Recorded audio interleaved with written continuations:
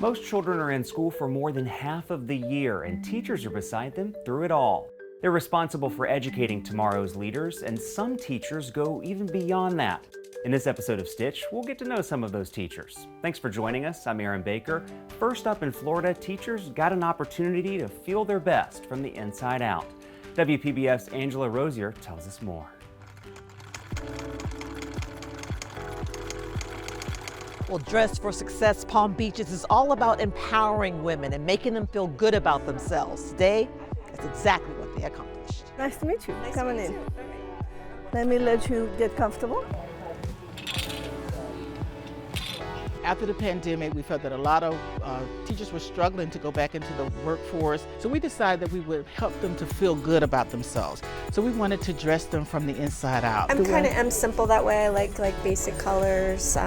No, so that's why I'm going to give you my flair, You do that. which is go wild. That's what I want. That's what I want. Okay. We felt that it was so rewarding. We suited over 100 and some teachers last year.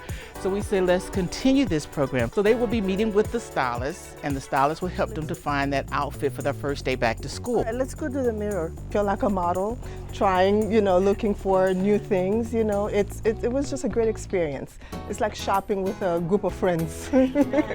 All the people that is advising me what to dress, what to wear, was perfect, was beautiful. Thank you very much. All three are teachers at Glade Central High School. We're gonna go to lunch afterwards, make it just a nice ladies' day out. All three received swag bags, took part in raffle drawings, and local vendors were invited to show their appreciation. At the end of the visit, mission accomplished. I feel good that you guys appreciate our job. This is amazing. I've been teaching for 26 years and I've never had this kind of opportunity, so this makes me feel really valued and special. What a wonderful way to celebrate our teachers. In Cincinnati, a teacher honors her academic scholars in a stylish way for Black History Month. WLWT's Lacey Roberts has the story.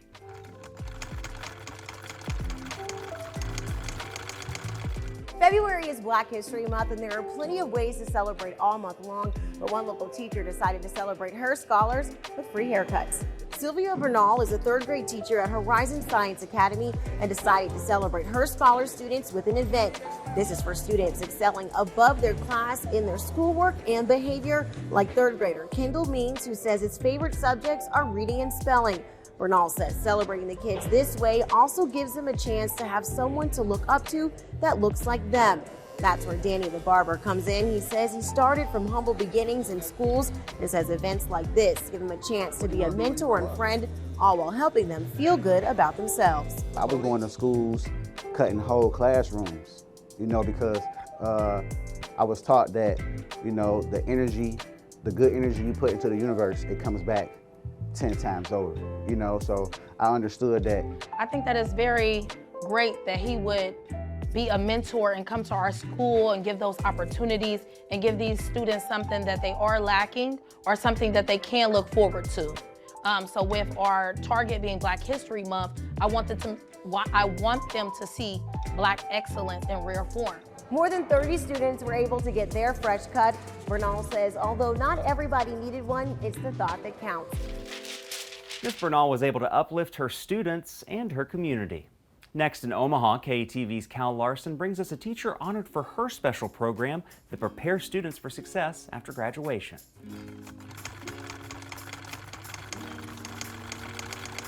Rhonda Sherman has been mentoring students with ACE for 4 years. She says seeing previous mentees return to help current students makes it all worth it.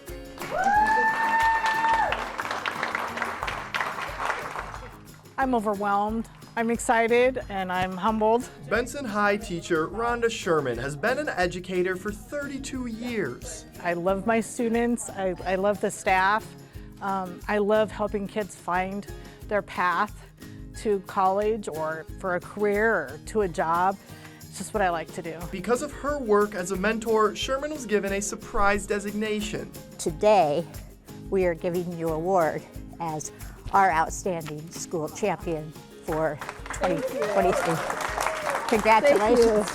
ACE is a program that works with students in architecture, construction, and engineering, a program Jan Christensen says is better off with Mrs. Sherman involved. Rhonda, you have elevated this program to way more than we ever thought was possible. Melinda Bailey is the principal at Benson High. She also had a son go through ACE and receive a scholarship. She praises Sherman for her work. It means that we have teachers who really build relationships with students that really care about what's going to happen to them now, academically and personally, and then post-secondary. Sherman says she is exactly where she needs to be in her career. She hopes she can continue to use ACE to inspire and give back. As they leave our building, I let them know, please come back. Please come back and share your experience with these new students that we have. Let's hope all teachers can be as forward-thinking as Miss Sherman. While some doctors like to take vacations on their off time, this one likes to teach. WLKY's Addie Miners brings us our next story from Kentucky.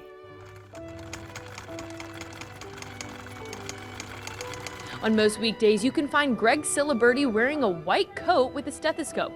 But on days he's needed, you can find him inside a JCPS classroom.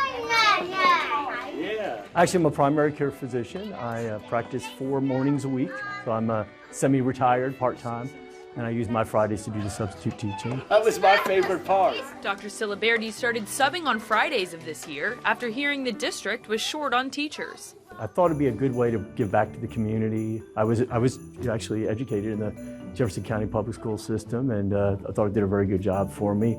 He teaches students from kindergarten to 8th grade. Math, science, English, he can do it all. Well, I actually like school. I know that makes me a bizarre person, but I really did like school. I actually think learning is fun. It's definitely a learning experience for the substitute. He likes to, make those connections with them, circulate around the room, work with kids one-on-one and talk with them. He's very soft-spoken, kind, just there to help. He's subbed all over the city of Louisville, saying he's happy to go anywhere he's needed. I've learned that kids are really kind of the same everywhere. They all have their different things going on in their life, and some are ready to learn and some of them aren't, but they all deserve the attention. And he believes they deserve the right tools to learn. So Ciliberti donates 100% of his paycheck from substitute teaching back to the classroom he worked in. The money is often used to buy books or add to the teacher's classroom budget. But I'd love the kids to know that there are adults who they've never met before who actually care about them and their futures. That would be something I would love to see. After the break, we'll meet a teacher who's breaking world records. Welcome back. Have you ever heard of an ultra marathon? In our next story, meet the Cincinnati teacher who hasn't just heard of it, he broke the world record for one. WLWT's Brian Hamrick has the story from Ohio. Harvey Lewis returned to his classroom. The teacher at Cincinnati School of Creative and Performing Arts is back from the spotlight on the world stage with an act no one could follow. If you go after things with thunder and unrelenting, then it's you will make it to heights you may never ever dream. Your students who came in here, what was that like? Oh yeah, that's worth more than any money. Yeah, to have like that type of experiences is precious to me. It comes after another experience, Harvey's run in the Big Dog's Backyard Ultra. 75 of the world's top ultra marathoners in a brutal race with no finish line. It's a 4-mile loop. Runners start on the hour, every hour, all day, all night, no break. I start to fall asleep as I'm running, and I'll wake myself up. You would actually fall asleep while you're running. While I was running, and I'd catch myself and wake myself up. The winner is the last person to complete a loop, and Harvey Lewis ran more of them than anyone in history. He's now the world record holder. I ran 450 miles across 108 hours. That's like running from Cincinnati to Washington, D.C. in 4.5 days. Yeah, it is the most crazy adventure you can imagine in many ways. Now Harvey is auctioning off the shoes that he wore and the number in another adventure. He's racing to raise money for the Brighton Center. That was also a continuing motivation. I was getting updates as I was doing the loops, And that I was able to absolutely draw, a positive energy and strength. Harvey Lewis will go back to the classroom as he prepares for his next ultramarathon, now most known for something he can't do: quit. What an inspiring teacher. In our next story, we meet a teacher who's proving that compassion is one of the greatest lessons we can teach. KTV's Joy Safchik brings us the story from Omaha.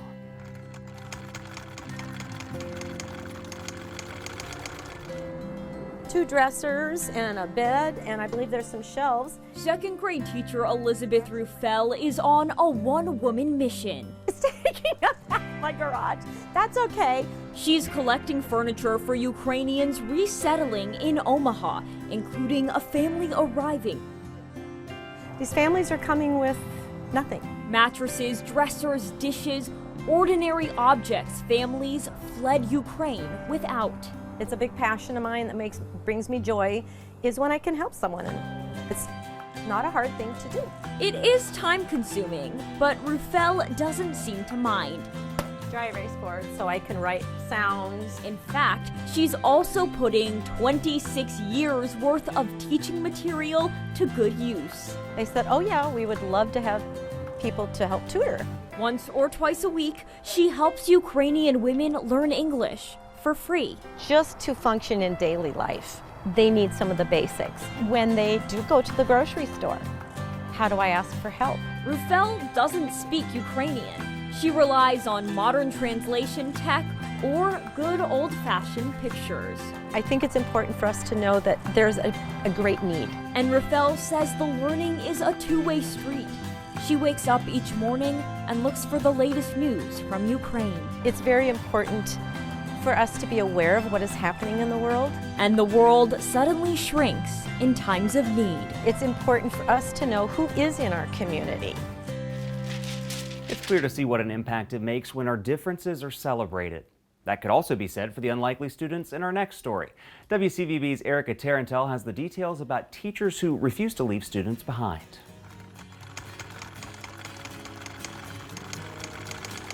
Do I make this wider? Lloyd Kamen is a student at Roxbury Community College, RCC.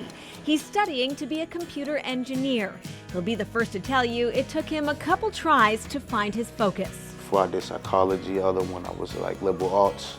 This is exactly what I want to do. Now 33 and thriving here, Lloyd felt he had to leave school twice before. Got all A's my last semester, but I dropped out twice because I had financial difficulties. The first time I had my kid, I was fresh out of high school, so I kind of just dropped out as soon as I got here. Attracting and retaining young men of color has become a focus for Dean of Students Robin Shahid Bellet. That led her to Kurt Faustin. We're talking about wealth, but we have to be of value before you can ever receive value. A Boston native, Kurt is a public speaker and a mental health advocate. He just wrapped up a workshop series at RCC as part of his Dropout Academy. While one goal is to keep students from dropping out, that's not what the program is all about. Black men, unfortunately, are on the bottom of a lot of these statistics when it comes to money, when it comes to relationships and marriage, when it comes to getting degrees. I believe you have to drop out a limited mindset. So that's why we call it the Dropout Academy. The workshop focused on skills of all kinds. Growth mindset, emotional intelligence, financial literacy, relationship building. 27 students, including Lloyd, took part. An impressive 24 graduated. The unique component to this program is that if they finish the program, they will receive a $1,000 stipend. And in addition to that, they will be hired as mentors for the spring semester and ongoing. Lloyd says the payoff was far greater than the monetary incentive. The whole experience was a great experience. Whether you're a person that speaks or don't speak, you can still get something from it. It helped me be in an opportune place to go, to see that I'm on the right track. For Faustin, it's about helping young men grow their emotional intelligence. He says schools have a big role to play. How good is it to know math if you don't have an attitude that people want to be around? How good is it that you know all of these historical facts, but you communicate ineffectively, or you don't know how to cultivate healthy relationships? That's where the emotional intelligence comes to play. So I'm really hoping we change that narrative for all academic and educational institutions. Kurt and Robin are building their community one student at a time. After the break, we'll meet several students who are going above and beyond to show appreciation for their teachers. Welcome back. We've met so many outstanding teachers in this episode, and now we turn our focus to a teacher who may be battling a crippling diagnosis, but learns she has a lot of support in her corner. WCVB's Erica Tarantel has more.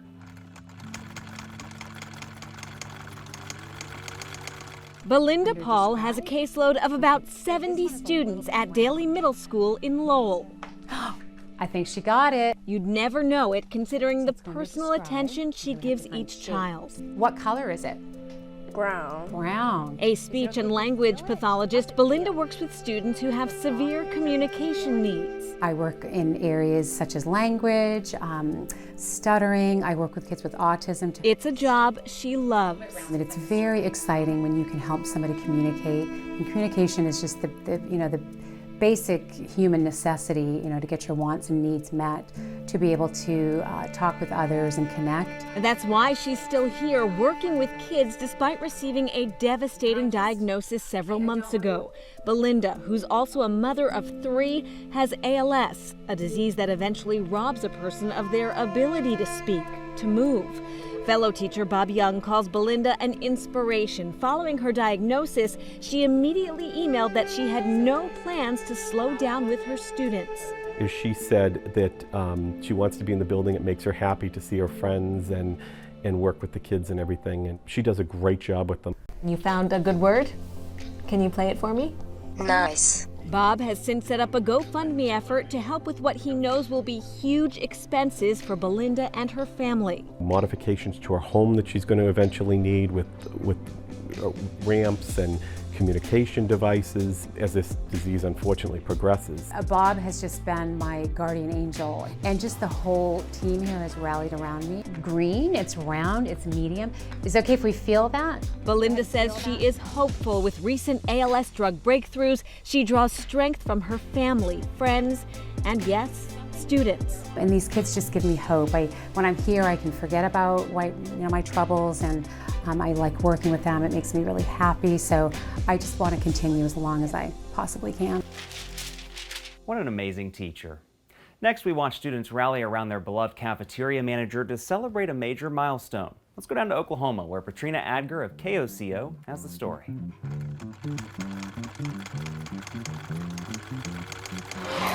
It's lunchtime at Prairie Vale Elementary. Cafeteria manager Yanette Villamontes Lopez and her team preparing chicken nuggets for these little ones. An immigrant from Cuba, Yanette moving from Houston a few years ago with her family for better job opportunities. When I was a child, I had a dream, like say Martin Luther King, right? My dream was come here to this great country. One dream fulfilled, Yanette passing her test to become a U.S. citizen. The children lining the hallways to celebrate her big accomplishment. All the students give me hug. United USA was exciting. I was crying like a baby, and the teacher were crying. Yanette, not the only one passing the test, but her whole family, including her husband and 3 children, ages 17 to 28. I know everything about the United States, Constitution, President, everything. It's amazing. I know. I learn a lot of history because I love this country. She is just a joy to have on my staff. Principal Michelle Anderson says watching these kids cheer for the woman who cares so much about them brought tears to her eyes. I was crying, she was crying, all the teachers were crying, and we were just so proud of her. And I think it means more to us than anyone because she's part of our family.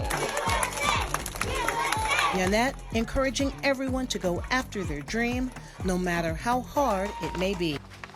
From celebrating citizenship to embracing different cultures, our final story features teachers who are going the extra mile to make their students feel welcome. WLKY's Shaquille Lord shares this story with us from Kentucky.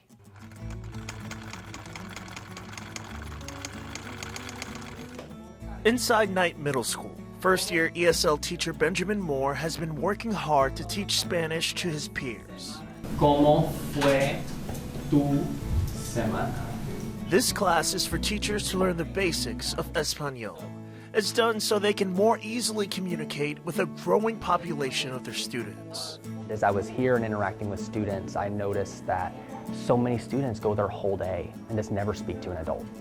And that just really frightened me. JCPS says Spanish-speaking students isn't new. It happens at schools throughout the entire district. But this year, they've seen such a large increase at Knight Middle School. In some classrooms, nearly half speak only Spanish or very little English. The need just became apparent that in order for our kids to be able to communicate with the teachers, we needed to be able to talk with them. Teachers sacrifice their time to learn what they can in this after-school class, and they don't get paid extra to do it. But they say it's important to make sure their students don't feel alone. Between the Chicago accent and then trying to speak Spanish, they think I sound funny, but they love that I'm speaking their language and I'm trying to connect with them. Math teacher Valerie McGovern says they don't change the lesson plans. She says they also don't want to speak only Spanish to keep these students motivated to learn English. Our kids are part of our family, and the fact that we couldn't talk to some of our students, it was very hard. So I'm glad we're making the right steps to make them feel comfortable. They are soy mi familia. They're my family. Thank you for taking the time to learn the valuable lessons from each of these stories. We hope these teachers remind you to appreciate the classroom heroes in your community. From all of us at Stitch, thank you for watching. I'm Aaron Baker. We'll see you next time.